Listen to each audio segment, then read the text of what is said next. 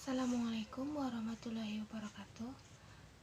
Nama saya Nur Hasana dari Prodi Sosiologi Agama dari kelas C. Di sini saya akan mempresentasikan makalah yang dibuat oleh Saudari Lia Kusumaning Tias, yaitu makalah tentang kedudukan Al-Quran.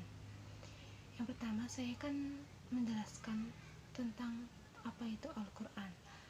Al-Quran adalah firman Allah yang diturunkan kepada Nabi Muhammad SAW yang dapat menjadi sarana ibadah dengan membacanya. Di sini Al-Quran memiliki beberapa kedudukan. Yang pertama, kedudukan Al-Quran dalam Islam. Yang pertama, Al-Quran sebagai wahyu Allah Subhanahu wa Ta'ala, yaitu ayat Al-Quran adalah wahyu Allah. Tidak ada satupun kata yang datang dari perkataan atau pikiran Nabi. Yang kedua, Kitabul Naba wal Akhbar atau berita dan kabar. Artinya, Al-Quran merupakan kabar yang dibawa Nabi yang datang dari Allah dan disebarkan kepada umat manusia. Yang ketiga, Minhajul Hayah atau pedoman hidup. Artinya, Al-Quran sebagai pedoman dalam kehidupan manusia. Yang keempat, sebagai salah satu sebab masuknya orang Arab ke agama Islam pada zaman Rasulullah. Yang kelima, Al-Quran dinukil secara mutawatir. Artinya, Al-Quran disampaikan kepada orang lain secara terus-menerus. Yang keenam, Al-Quran sebagai sumber hukum. Atau seluruh mazhab sepakat Al-Quran sebagai sumber utama dalam menetapkan hukum. Yang ketujuh, Al-Quran disampaikan kepada Nabi Muhammad secara lisan, artinya baik lafaz ataupun maknanya dari Allah Subhanahu wa Ta'ala. Yang kedelapan, Al-Quran termaktub dalam mushaf, artinya bahwa setiap wahyu Allah yang lafaz dan maknanya berasal darinya itu termaktub dalam mushaf atau telah dibukukan. Yang kesembilan, agama Islam bersama dengan Al-Qurannya membuka lebar-lebar mata manusia agar mereka menyadari jati diri dan hakikat hidup di muka bumi. Yang ke-10, Al-Quran sebagai suatu yang bersifat abadi. Dan yang ke-11, Al-Quran sebagai penyempurna dari kitab Nabi sebelumnya. Yang kedua, Al-Quran sebagai sumber ilmu pengetahuan. Al-Quran adalah kitab induk, rujukan utama bagi segala rujukan, sumber dari segala sumber, basis bagi segala sains dan ilmu pengetahuan. Ia adalah buku induk ilmu pengetahuan, di mana tidak ada satu perkara apapun yang terlewatkan.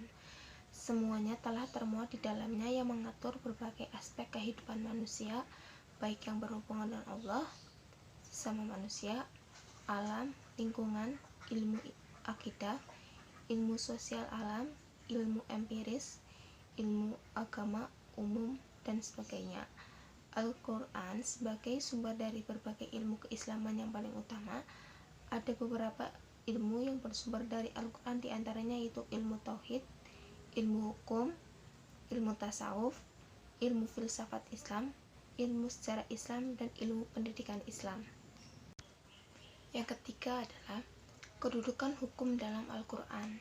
Al-Quran dan As-Sunnah adalah sumber kedudukan hukum syariat, solusi absolut to up to date sepanjang masa bagi kejumudan dan kebuntuan perkara yang sulit mendapat jalan keluar. Al-Quran dan As-Sunnah senantiasa dipelajari, ditadaburi, dianalisis, ditinjau ulang oleh para alim ulama, selalu dipegang erat-erat oleh mereka dan diajarkan kepada generasi penerus sebagai estafeta dakwah kenabian yang tidak mengenal lelah. Yang keempat, kedudukan Al-Quran sebagai hukum Islam. Sumber hukum Islam antara lain yaitu Al-Quran, hadis, dan ijtihad. Sumber hukum Islam merupakan suatu rujukan, landasan, atau dasar yang utama dalam pengambilan hukum Islam. Yang kelima, kedudukan Al-Quran bagi manusia. Allah Subhanahu wa Ta'ala menurunkan Al-Quran sebagai petunjuk untuk kehidupan manusia. Dengan Al-Quran, Allah Azza wa Jalla membukakan hati yang tertutup mata yang buta dan telinga yang tuli, karena keajaiban Al-Quran tidak akan pernah habis, tidak pernah usang walaupun sering diulang sampai akhir zaman. Yang keenam, kedudukan Al-Quran dan Sunnah dalam mengatasi masalah. Pertama, wajib ain yang bertanggung jawab atas kasus atau masalah yang terjadi dan dikhawatirkan kejadiannya berlalu tanpa kejelasan hukum. Demikian juga jikalau kasus atau masalah telah terjadi pada diri seseorang dan dia ingin mengetahui bagaimana status hukumnya. Yang kedua, wajib kifayah bagi yang bertanggung jawab atas kasus atau masalah yang terjadi dan tidak khawatir waktu kejadiannya berlalu. Maka dalam kondisi seperti ini, jikalau ditinggalkan berdosa semuanya, dan jikalau ada yang mewakilnya maka mencukupi. Yang ketiga, an-nadhir atau sunnah untuk berijtihad, maka kasus atau masalah yang belum terjadi, baik dipinta ataupun tidak dipinta, seorang mujtahid tidak mesti hafal Al-Quran dan hafal ribuan hadis meskipun hal itu merupakan keutamaan.